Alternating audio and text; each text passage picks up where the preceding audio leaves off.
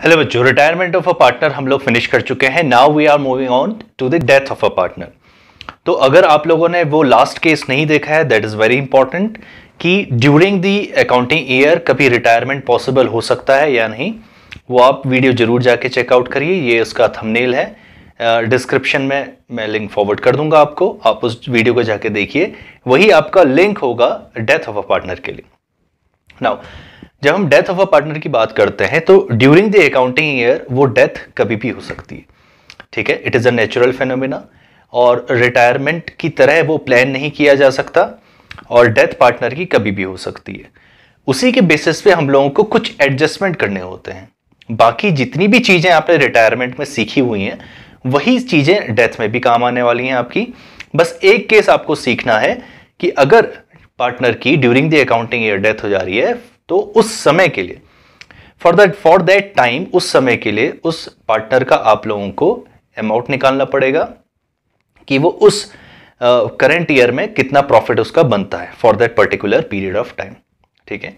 वो निकालने के बाद अब हम डेथ ऑफ अ पार्टनर में उस पार्टनर को तो वो अमाउंट दे नहीं सकते, तो यहां पर को उसके एग्जीक्यूटर को हम लोग वो अमाउंट सौंप देते हैं। एग्जीक्यूटर मतलब the legal higher of the person.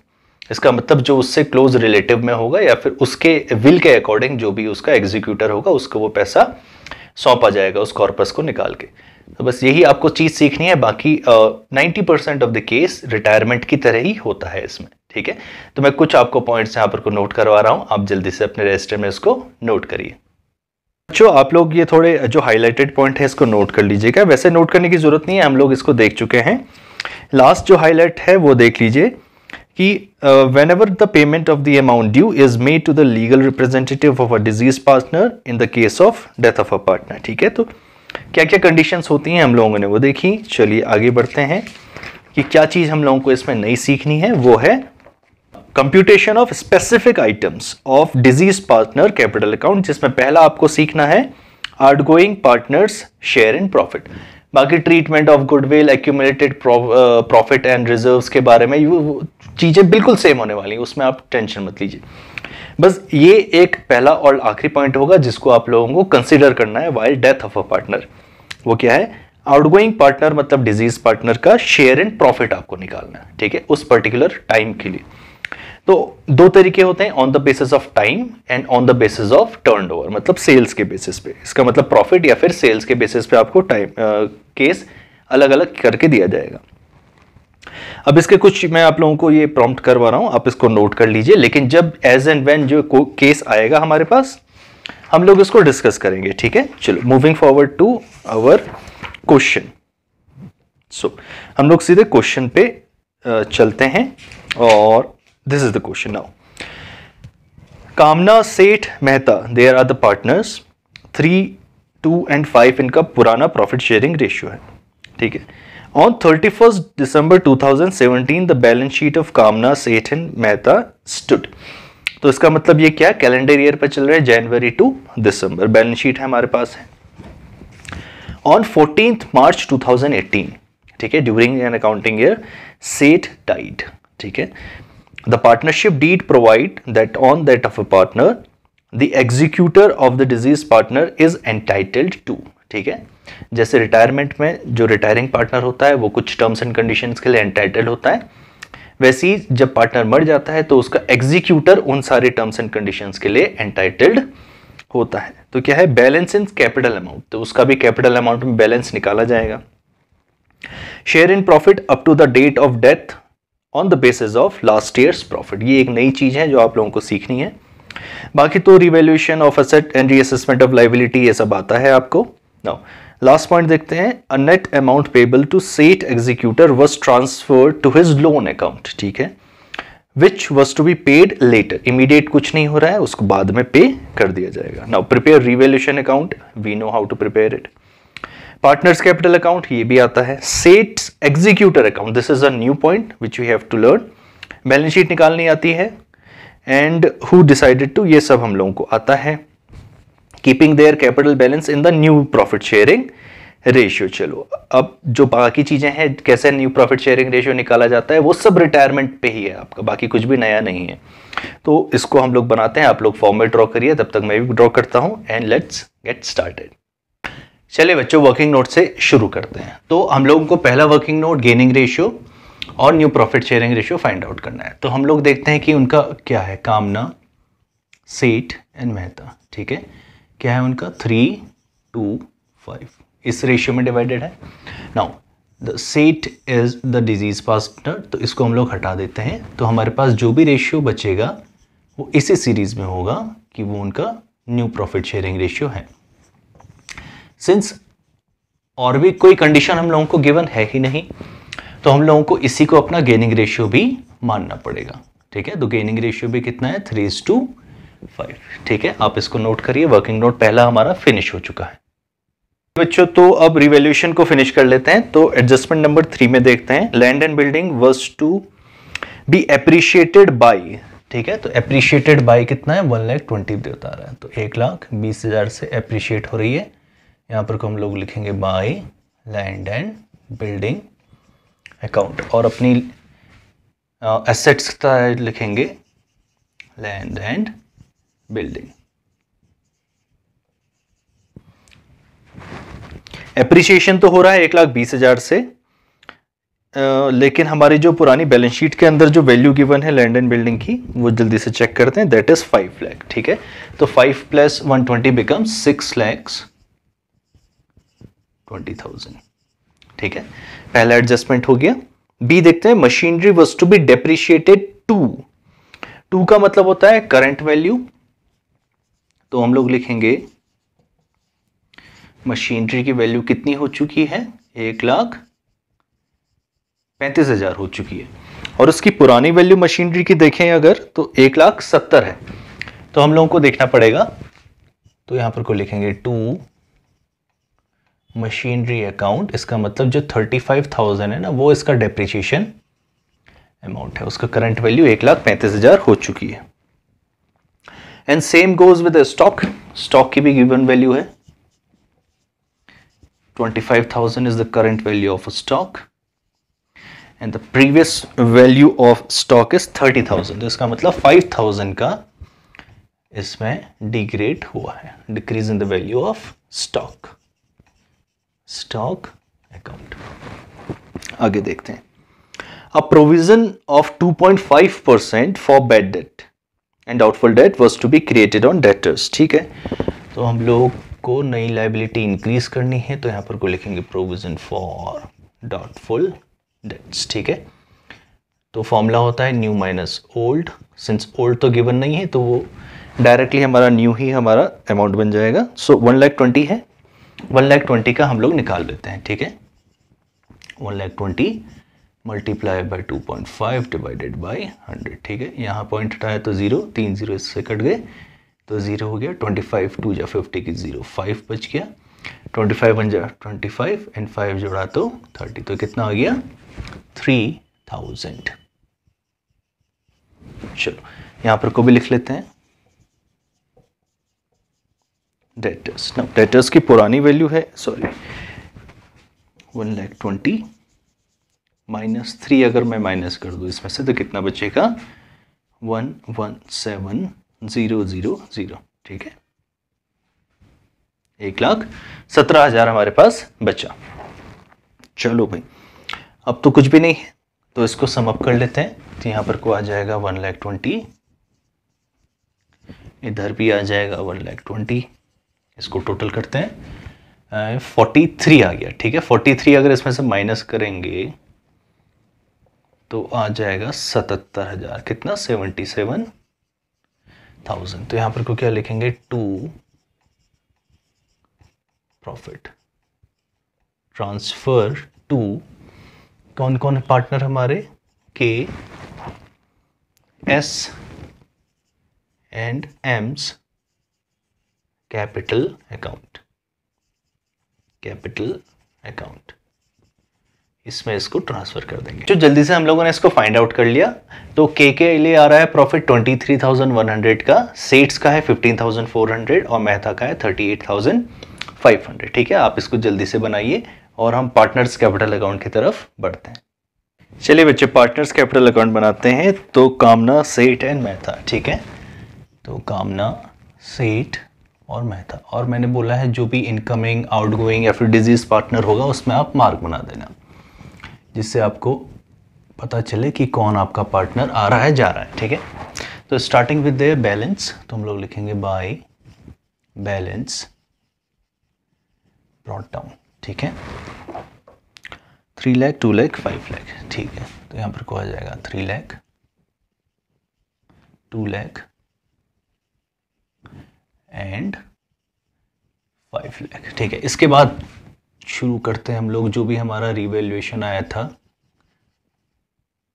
उसका प्रॉफिट लिखना। तो ब्रैकेट में लिखेंगे प्रॉफिट, कितना था 23,100, 15,400 और था 38,500। ठीक है, ये आ गया हमारा। इसके बाद जो हम लोगों को गिवन है वो देख लेते हैं, क्या कुछ हमारे पास गिवन है इधर। Revaluation we have already done. Profit and share हम लोग थोड़ी देर में निकालते हैं। गुडविल के रिगार्डिंग कुछ है नहीं, तो वैल्यूड गुडविल है नहीं। अब चेक करते हैं एक्यूमुलेटेड प्रॉफिट लॉस या फिर कुछ ऐसा है। स्टार्टिंग विद जनरल रिजर्व्स, तो हम लोग आ जाते हैं जनरल रिजर्व को ट्रांसफर करने पे। तो यहाँ लिखेंगे बाय जनरल रिजर्व्स अकाउंट। ठीक है, 1 लाख है, तो ये तो 30, 20, 50 आ गया, डायरेक्ट ही आ गया। तो दिस इज 30,000, ये आ गया 20,000 और ये आ गया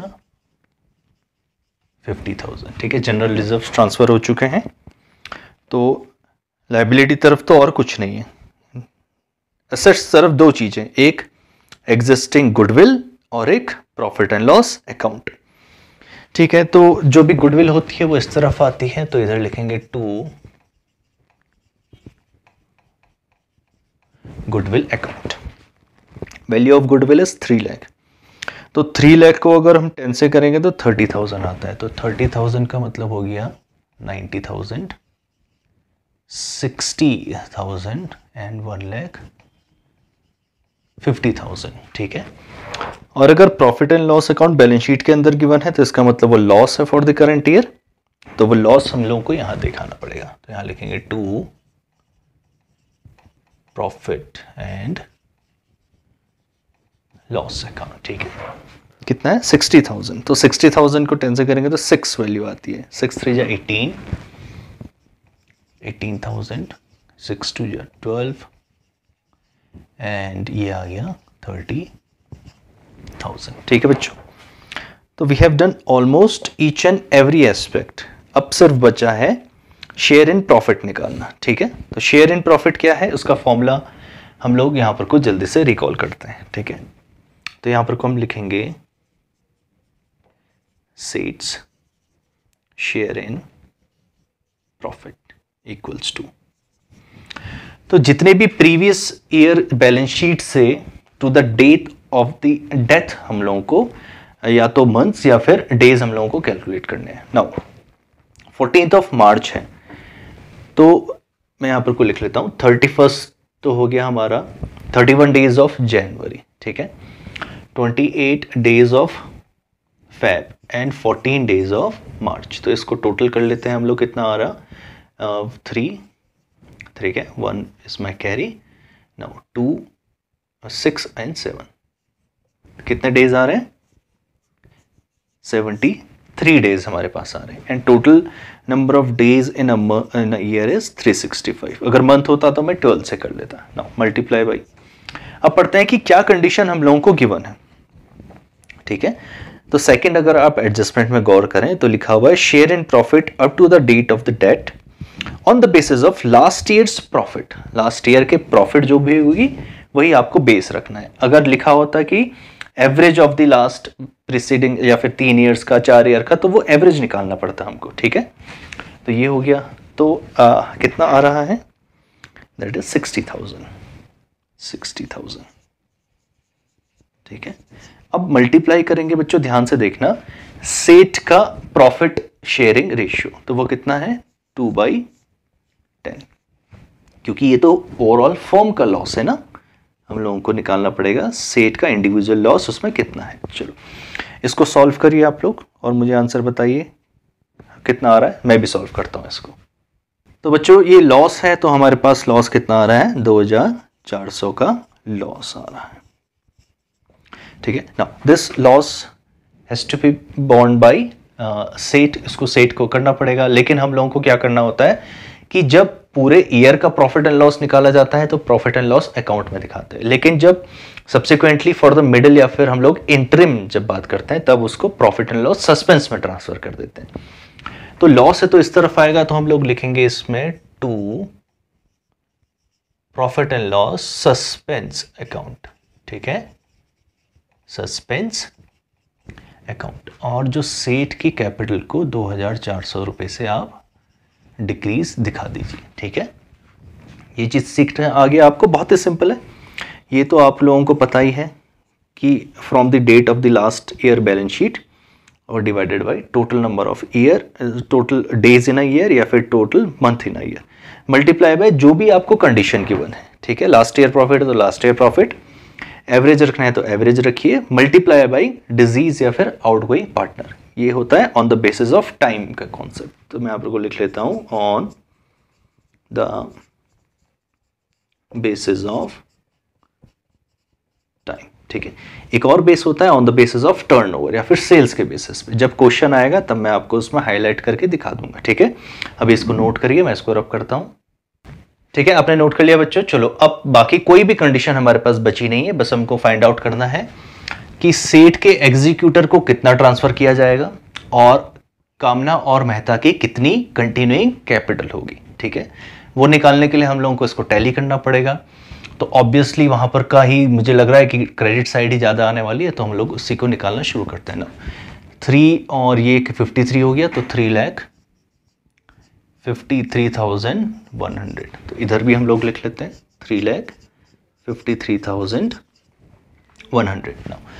2,35,400, तो 2,35,400 इधर भी आ जाएगा 2,35,400। इस तरफ देखते हैं 38 और 50 बिकम्स 88, तो 5,88,500। इधर भी कितना आ जाएगा 5,88,500। ठीक है, अब इन दोनों के लिए तो हम लोगों को कुछ ज्यादा करना नहीं है, तो हम लोग लिखेंगे टू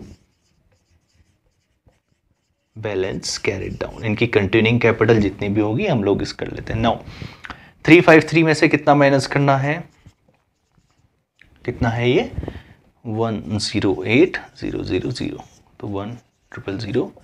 13 में से 8 गया तो 5 हो गया, ये 4 हो गया, 4 हो गया, और ये कितना हो गया 2, तो कितना आ रहा है 2,45,100। ठीक है, अब इसका देखते हैं 588,500 में से कितना माइनस करना है 1,80,000। ठीक है, तो 500 का 500 आ गया, 8 का 8 आ गया, 0 हो गया, 4 हो गया, तो कितना आ गया 408,500। ठीक है, ये निकाल लिया हम लोगों ने। ये तो आप पहले से भी निकालना सीखा था आपने, बस अब क्या निकालना है, सेठ का अमाउंट निकालना है। तो कितना आ गया 400। अब ये निकाल लेते हैं कितना है, ये 72, 73, 74, 74,400। तो 4 से 4 गया 0, 1 हो गया, 13 में से 7 गया तो कितना आ गया 6, और ये कितना आ गया 1, तो कितना आ गया बच्चों 161,000। यहाँ पर को क्या लिखेंगे बच्चों, बताओ किस में ट्रांसफर करना है उसको, लोन अकाउंट में। आप लोगों ने पढ़ा, चलो एक बार फिर से पढ़ते हैं इसको। The net amount payable to Seth executor, ठीक है, was transfer to his loan account. ठीक है, तो हम लोग इसको लोन अकाउंट में उसमें ट्रांसफर कर देंगे, लेकिन एग्जीक्यूटर में करना है। ठीक है, तो यहां पर को ध्यान से लिखना, हम लोग लिखेंगे सेट्स एग्जीक्यूटर अकाउंट। इसके एग्जीक्यूटर के अकाउंट में ये हम लोग 1,61,000 को ट्रांसफर कर देंगे। ठीक है बच्चों, चलो आप इसको नोट करो। हम लोग एग्जीक्यूटर अकाउंट बनाएंगे और फिर बैलेंस शीट को अपना फिनिश करेंगे। चलिए बच्चों, तो बैलेंस शीट फिनिश करते हैं। कैपिटल अकाउंट लिखने से पहले देखते हैं कुछ है हमारे पास। तो लोन फ्रॉम सेठ, ठीक है, इसको हम लोग हाईलाइट कर लेते हैं। लोन फ्रॉम सेठ, ठीक है, कितना है हमारे पास लोन फ्रॉम सेठ? 50,000 है। तो यहां पर को हम लोग इस तरह लिखेंगे, 50,000 तो हमारे पास पुराना है, लेकिन 1,61,000 का एक नया लोन क्रिएट हो गया, क्योंकि कंडीशन लिखी हुई है we are not paying immediate, लिखा हुआ है। लास्ट एडजस्टमेंट पढ़िए, the net amount payable to Seth executor was transferred to his loan account which was paid later, ठीक है, तो ये बन गया। तो अब इन दोनों को टोटल करेंगे तो कितना आ जाएगा? 2,11,000, ठीक है। तो जो लोन है वो करंट है 2,11,000 का। आगे बढ़ते हैं और देखते हैं क्या लिखा हुआ है। जनरल रिजर्व ट्रांसफर कर चुके हैं। क्रेडिटर्स, क्रेडिटर्स है 75,000 का।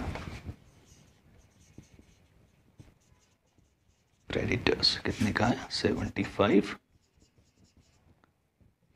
ठीक है। इसके बाद तो कुछ भी नहीं है, तो आप कैपिटल लिखना शुरू करते हैं। कैपिटल अकाउंट्स, ठीक है, किसका है? K&M। के का आ रहा है 2,45,100 और इसका आ रहा है 408,500। तो इसको टोटल कर लेते हैं। तो ये तो हो गया बच्चों 600 और ये हो गया 3, ये हो गया 5 और ये हो गया 6, ठीक है, 6 हो गया, 653,600। चलो ठीक है, ये हम लोगों ने लिख लिया। और कुछ बचा है हमारे पास? इस तरफ तो नहीं है। गुडविल वी हैव, इसको हम लोगों ने रिटर्न ऑफ कर दिया है। लैंड एंड बिल्डिंग लिखा है, मशीनरी लिखा है, स्टॉक लिखा है, डेटर लिखा है। प्रॉफिट एंड लॉस को भी रिटर्न ऑफ कर दिया है, बचा है कैश, ठीक है। तो हम कैश को भी यहाँ पर को लिख लेंगे। सिंस कैश के रिगार्डिंग कुछ भी इनफ्लो आउटफ्लो नहीं हुआ है, तो सेम 45,000 पे ही इसको करंट वैल्यू भी इसकी वही रहेगी, ठीक है। चलो फिर, अब तो कुछ बचा नहीं हमारे पास, ठीक है। और क्या है हमारे पास लिखने के लिए? तो इसको हम लोग लिखना शुरू करते हैं। हाँ, अब देखिए एक लास्ट पॉइंट है यहाँ पर को, आप लोगों को इसको स्टार मार्क करके मैं लिखा दूंगा। जो ये profit and loss suspense account वाली चीज होती है ना, इसको आप लोगों को एज इट इज यहीं पर को उतारनी पड़ेगी, ठीक है। लॉस है तो आप लोगों को यहाँ बेयर करना पड़ेगा, अगर कभी प्रॉफिट होगा तो उसको एसेट में दिखाना पड़ेगा, ठीक है। तो यहाँ पर को लिखेंगे हम लोग P&L सस्पेंस अकाउंट, और कितना आ रहा है? 2,400। फिर हम लोग इसको टैली करने के लिए we are good to go. चलो आप लोग भी करिए और मैं भी इसको टैली कर लेता हूँ। 0,0,0, ठीक है, 1 कैरी हो गया, 5, 6, 7, 10 और 2 हो गया 12, 1, 7, 8, 9, 14, 4, 1, 6, 7, 8, 9, 9,42,000। इसको भी देख लेते हैं। तो 0,0,0 एंड ये कितना हो गया? 5, 5, 5, 15, 15 एंड 7, 22 की 2 इज माई कैरी, और 2 to 4, 4 and 3, 7, 8, 9, 8, 9 and 10, 10 plus 4, 14, 14, 1 is my carry, 6, 7, 8 and 9। तो बच्चों 9,42,000 पे हमारी बैलेंस शीट टैली हो रही है, ठीक है। इसको आप नोट डाउन करिए। हम लोग लास्ट में जाएंगे और अपना एग्जीक्यूटर अकाउंट में आपको बनाना सिखाऊंगा। वैसे तो बड़ा ही सिंपल है, कुछ ज़्यादा करना नहीं है, 2 लाइन का वो भी बनेगा, तो इसको आप नोट डाउन करिए। चलिए बच्चों, 2 लाइन का ही हमारा इसमें आएगा, बाकी कुछ तो करना नहीं है इंटरेस्ट के लिए। तो हम लोग डायरेक्टली यहाँ पर को अपना लिखेंगे बाय सेठ्स कैपिटल अकाउंट, ठीक है।